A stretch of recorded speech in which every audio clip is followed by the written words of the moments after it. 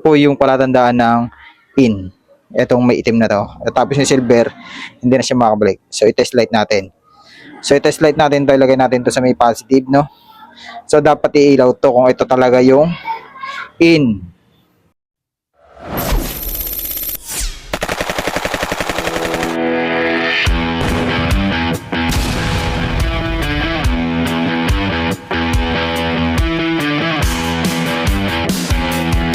So ito yung kadalasan natin mga boss na ginagamit na diode para sa passing light mga bossing. Ito po yung sukat niya mga boss.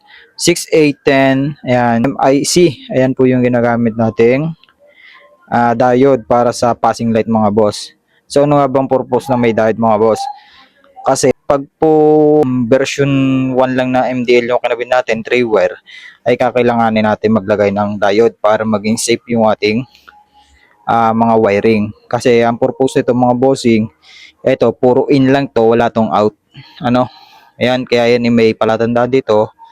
Ayan, kung makikita nyo may silver yung gilid niyan, ibig sabihin niyan, so yung in niya papaganon. Papaganon yung in niya. Pero pagka kayo gumamit ng MDL, hindi na babalik yung supply niya mga boss. Puro hanggang dito lang siya, hindi na siya liliban dito. So bakit nga ba doon hindi na bumabalik dito yung power, no? Puro papaganon lang siya. So ito mga boss, kukuha tayo ng battery para malaman natin yung in at saka yung puro in, wala siyang out. So kuha tayong battery at siyempre kukuha tayo ng test light. So itas natin ng konti. So ayan. So kuha tayo ng battery, ilagay natin to sa negative. So testingin natin ni test kung nagana yung test light. Ayan, nagana. So ito mga boss, yung may silver yung sinabi ko sa inyo kanina, yan palatandaan yan na hindi babalik yung supply, no? Puro palabas lang siya. So ito po yung palatandaan ng in. Itong may itim na to. At tapos yung silver, hindi na siya makabalik. So i-test light natin. So i-test light natin to, ilagay natin to sa may positive, no? So dapat iilaw to kung ito talaga yung in. So yan, umilaw siya mga boss, oh.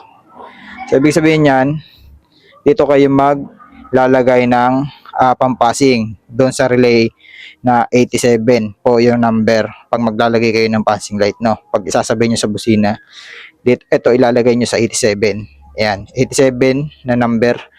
Tapos ito sa mga ilaw na ng MDL mga bossing.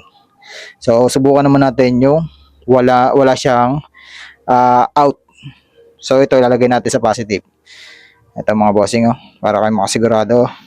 So hindi po siya nailaw, oh. Ayan po siya mga boss, hindi siya nailaw, oh. Wala po siyang out. Puro in lang po siya. Kaya itong kagandahan, kadalas nagagamit talaga tayo ng diode para kung maglalagay tayo ng mga passing, itong ginagamit ko. Yan, nandiyan lang yung link niya mga boss. Kung gusto niyo bumili, nandiyan. Yun lang, sana may natutunan kayong idea about dito sa ating diode na shinare mga bossing. So yun lang, maraming salamat, God bless.